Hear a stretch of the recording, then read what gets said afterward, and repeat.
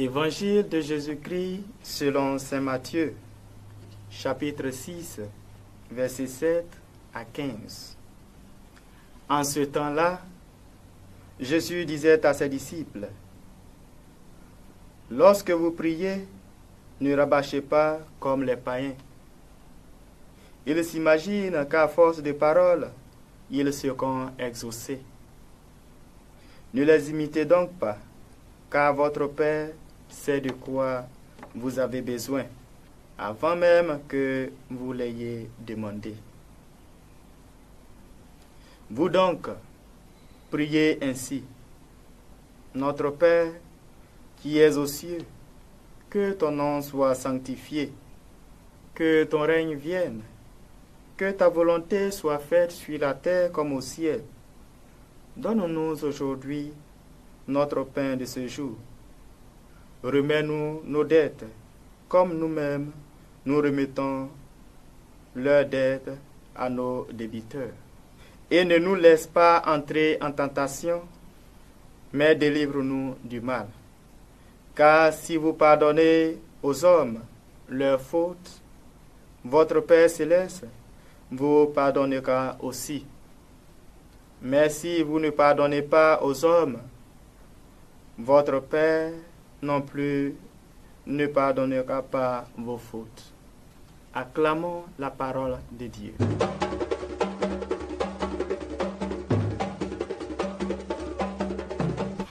Si dans notre méditation de l'évangile d'hier déjà, nous parlions du temps de carême comme un temps favorable, une opportunité pour le chrétien et la chrétienne catholique de se ressourcer spirituellement en pratiquant d'une façon assidue et constante les 4 P, à savoir la prière, le pardon, le partage et la pénitence, et que notre méditation de l'évangile d'hier avait plus porté sur le partage.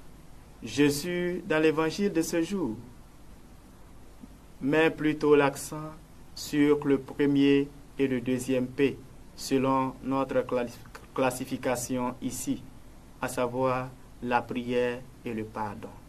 Dans un tel contexte donc, Jésus ici nous enseigne comment l'on doit prier, et partant de cela, il nous fait le legs de la belle prière du Notre Père. Ici donc, nous sommes plutôt appelés à comprendre ce que c'est que la prière d'abord. En effet, selon l'enseignement de Jésus dans cette page de l'Évangile, la prière n'est ni une sorte d'incantation où il faut multiplier les mêmes paroles, elle n'est non plus une imposition de la volonté de l'être humain à celle de Dieu, mais elle est tout d'abord une rencontre amoureuse de 2 êtres, l'un spirituel qu'est l'homme et l'autre supernaturel qu'est Dieu. D'où le titre même de la prière enseignée par Jésus, le Notre Père. Dans ce titre apparaît l'expression d'un amour filial au sens pluriel du terme. En ce sens, nous parvenons à la compréhension de la prière comme un cœur à cœur avec Dieu. Dans ce cœur à cœur donc, c'est la volonté de Dieu qui doit guider le navire, puisqu'il sait, lui Dieu, d'avance, tout ce que l'homme a l'intention de lui demander dans cette rencontre. Et étant omniscient, il sait aussi ce qui est bon ou sera bon pour l'être humain, sa propre créature. D'où la 3e demande dans la prière du Notre Père, à savoir que ta volonté soit faite sur la terre comme au ciel. De ce qui précède, nous parvenons à comprendre qu'en réalité, la prière est une rencontre de la volonté de Dieu avec celle de l'homme.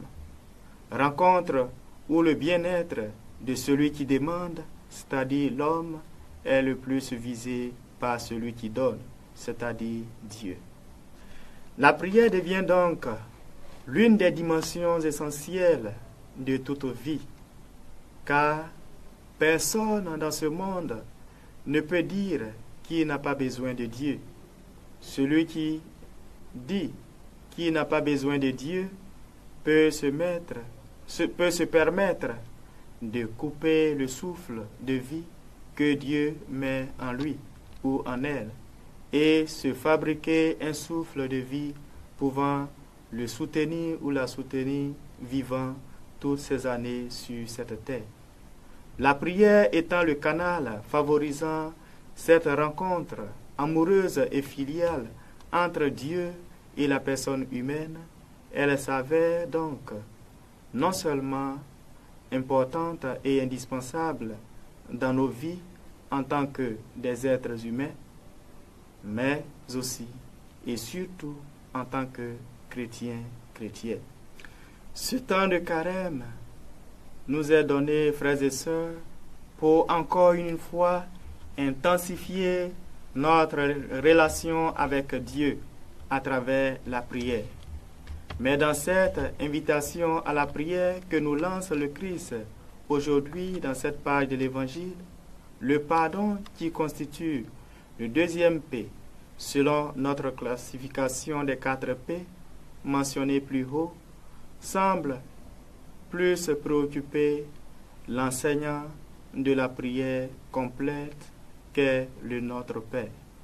En effet, Jésus vient à la charge en précisant que si nous pardonnons aux autres leurs fautes, notre Père céleste nous pardonnera aussi. Dans le cas contraire, nous ne bénéficierons pas de son pardon. Jésus ici voudrait nous enseigner que si la prière doit être entendue comme une rencontre amoureuse et filiale entre nous et le Père céleste, cette rencontre doit commencer de façon horizontale avant de passer à la verticale. Soyez miséricordieux comme votre Père céleste est miséricordieux, nous dira Saint Luc dans son chapitre 6, verset 36, en ce sens.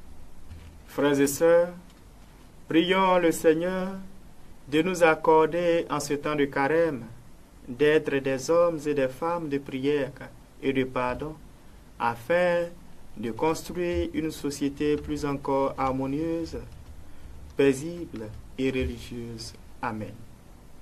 Prions.